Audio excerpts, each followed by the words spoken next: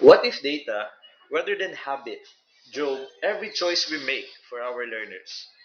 Transitioning to an evidence-based approach redounds to quality education the department strives for. Good morning, everyone. I am Chester Ian Pineda from Libertad National High School, and to help make evidence-based teaching our new standard, I am honored to present my action research titled Action Research Manual for Teachers. Just to give you background on the scenario in which we are operating, we have South Cotabato deaf teachers who have been experiencing problems in terms of teaching and learning, human resource development, curriculum, and governance cost cutting. And it is prerequisite among us, teachers, to provide evidence-based practices and to provide solutions to these problems. And so we identified missing link to our framework, and that is some sort of limited learning resources, particularly tailored in addressing problems within the classroom. If South Cotabato teachers are capacitated with evidence-based practices through action research, then this will redound to quality education as expected in the Department of Education. This research aimed to answer the following questions. Number one, to what extent are teachers in South Cotabato involved in action research and what challenges do they encounter? Number two, what essential competencies may be incorporated into the action research manual to address the identified challenges of South Cotabato teachers? Number three, how do content experts evaluate the developed action research manual in terms of appeal, appropriateness, conformity to standards, innovativeness, and relevance? And number four, how do South Cotabato teachers, as end users, evaluate the manual in terms of its usability, relevance, and content, and potential as learning resource? Figure 1 shows the action research methodology. It utilizes a narrative development design employing the 4D model of research and development. 4D stands for define, design, develop, and disseminate. For the sampling technique, it utilizes a purposive sampling technique with 597 teachers on the identification of the needs of South Cotabato teachers in terms of action research. And for the key informants interview, we have identified five municipal research coordinators. And for the jurors to evaluate the acceptability of the manual, we have three content experts, three teacher researchers, statisticians, and for the tryout, we have 25 South Cotabato teachers. For the data gathering tool, we have the researcher-made survey tool and standardized evaluation forms. For the data gathering technique, we utilize the online survey form distributed through the respective public schools district supervisors in the division, and of course the key informants interview. It utilized percentage, weighted mean, frequency, and thematic analysis. Table 1 here shows the matrix of research participants. We have phases of activity. On the first phase, on the survey on the needs assessment, we have 597 teachers. These are from the schools division of South Cotabato as participants. And on the identification of essential competencies that we will be incorporating in the manual, we have five municipal research coordinators from the schools division of South Cotabato. So they are our informants for this particular activity. And after the manual is developed, it then undergoes a validation with these participants, content experts, teacher researchers, and statisticians. So these are from the higher education institution and the previous winners of our Congress and our experts in their respective fields. So they were our jurors on the evaluation. And for the tryout of the developed manual, we have 25 South Cotabato teachers in the schools divisions. And the role is end user for our manual. Figure 2 here shows the action research paradigm.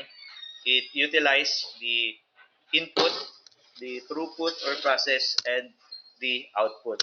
So it is the belief of the researcher that the needs of South Cotabato teachers, particularly in research, will be utilized for the design, development, and evaluation of the action research manual. And the final product, the manual itself, served as the output of this uh, action research. So the title is The Researcher in Action, an all-in-one manual for DepEd research. For the strategy, we particularly employed or adapted the 4D model, which kicks off with the defined stage, which seeks to determine or uh, get all the necessary or the needed competency ng mga teachers in undertaking action research, particularly in DepEd. And once all the needs were gathered, we then proceeded with the next phase, which is design based on the needs assessment. And after the design, we then develop the manual, and after development, we then disseminate the manual through express validation and end users tryout. For the innovation, we have the product, the manual itself, titled The Researcher in Action, an all-in-one guide for the Fed research. So all contents we see in this innovation are all nested from the needs assessment gathered from South Cotabato teachers. And for the intervention, we have a validation briefing with the public schools district supervisor. They were our messenger and our frontliner in disseminating information and conducting tryout among our end users. We also have the opportunity to sit with experts, particularly in the division, to validate the development one.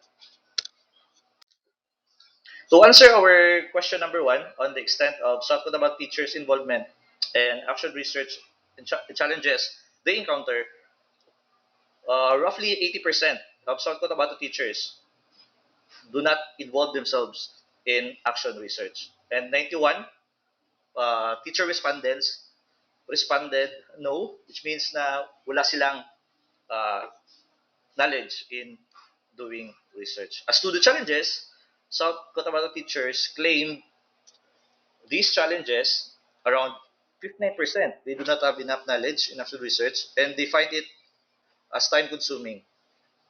And they find doing research uh, difficult because there are insufficient reference materials, particularly tailored. Kaya 4 out of 5 have not conducted any action research and 80% are willing to present their outputs if they are capacitated. Also, 50% of our teachers claim they have limited learning resources to improve their research skills.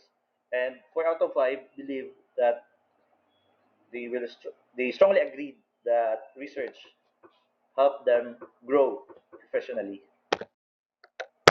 So these are the barriers that hinder teachers in generating research outputs. First is time constraints brought about by heavy workload, tight schedule, and much paper work.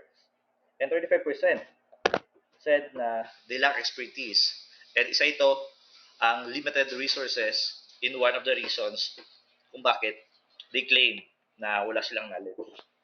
And 10% is brought about by financial aid and institutional support. So there's a lack of support from the school heads or from higher authorities. And others na ina-account dito is yung procrastination and sometimes tinatamad gumawa ng research. So based on the key informants interview among our 5 municipal research coordinators, so these are the key competencies that should be included in the manual. First is on looking into the gap.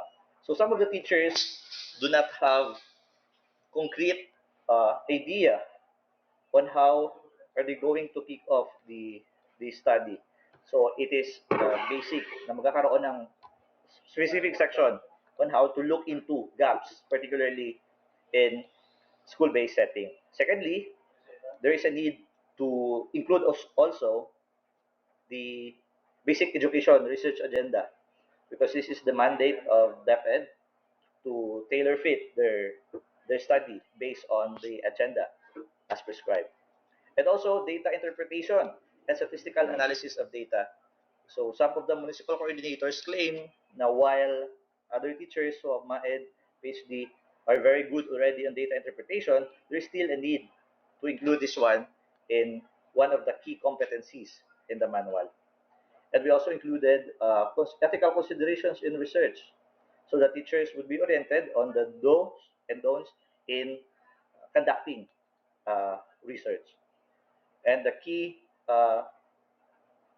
component of the manual is on the outline format of the AR, actual research. There's a need to discuss what are the specific sections expected for teachers na magkaroon in their output. And also, getting published. So we allotted special section for this one because the end goal of actual research really is for dissemination. So we also included guidelines on how to have the completed researches be published on Scopus and Dex journals. So we included also that competency in the manual. And to answer our objective SOP number 3, here is the result of the evaluation by 9 jurors in terms of appeal, appropriateness, conformity to standards, innovativeness, and relevance. So our jurors, 9 of them, believe generally that the manual is very appealing, very appropriate, strongly conforming, very innovative, and very relevant. In terms of usability, 925 teachers responded that they strongly agreed that the manual is easy to use and navigate, and that the instructions and guidelines are clear and understandable, and that the examples and templates provided are helpful in understanding action research. However, they noted, agreed on the indicator uh, 3, particularly on the organization and systematic arrangement of the manual, which is 3.46, which translates to agree. In terms of relevance and content, generally, they strongly agreed that the manual addresses the needs of DepEd teachers in conducting action research, and that the topics covered are aligned with DepEd policies and priorities. And the manual provides practical strategies that can be applied in classroom or school setting. In terms of potential naman, they strongly agreed, 25 of our end users strongly agreed that overall, the manual is an effective tool for guiding the teachers in action research, and that the manual is valuable reference for both new and experienced teacher researchers. And also, it could help strengthen the research culture in schools. So for the conclusion and recommendation for which is question number 1, conducting teacher action research is difficult for teachers in South Cotabato due to lack of expertise and limited resources.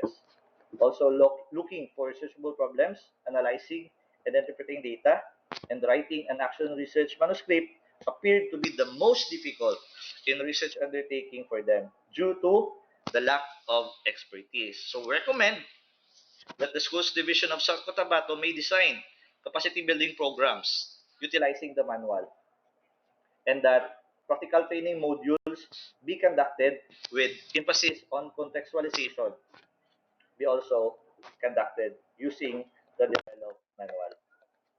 So the developed action research appeared to be very appealing, very appropriate, strongly conforming to standard, very innovative, and very relevant.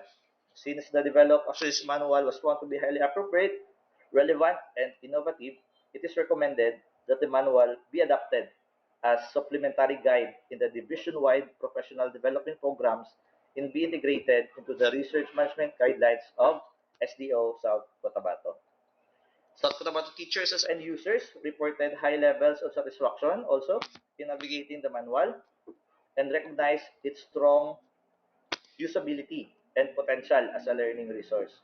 So given this positive evaluation of South Cotabato teachers on the manual's usability and potential, the manual may be mainstream and be registered in the Intellectual Property Office of the Philippines or be copyrighted and be disseminated to target users eventually. So here is the evidence of utilization, particularly in Sorala North District, and also with the approval of the SGOD chief and the schools division of South Cotabato. So thank you very much for listening.